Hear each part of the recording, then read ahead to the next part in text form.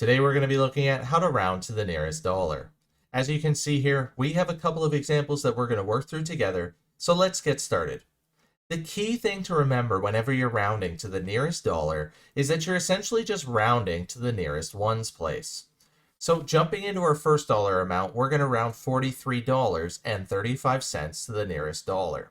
The first thing we're going to do is we're going to locate our ones place, which is always to the left of the decimal place.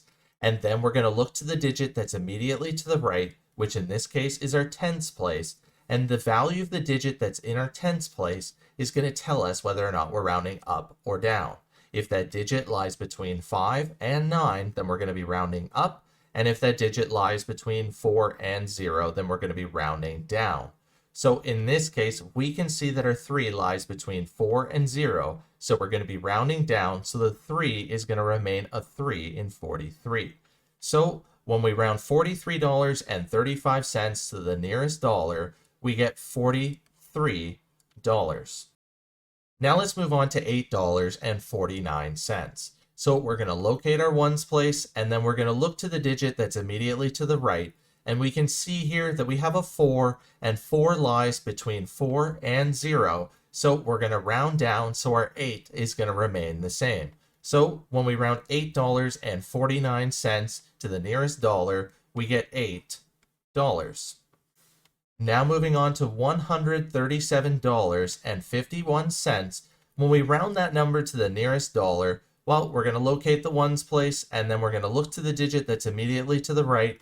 And in this case, our digit is a 5, and 5 lies between 5 and 9. So we're going to be rounding up. So we're going to be adding one digit to our 7. Or when we round $137.51 to the nearest dollar, we get $138. Now moving on to $99.79. Well, once again, we're going to locate our ones place, and then we're going to look to the digit that's immediately next door. Well, in this case, it's a 7, and 7 obviously lies between 5 and 9, so we're going to be rounding up, or we're going to add one digit to our ones place. Well, when we add one digit to 99, we get 100.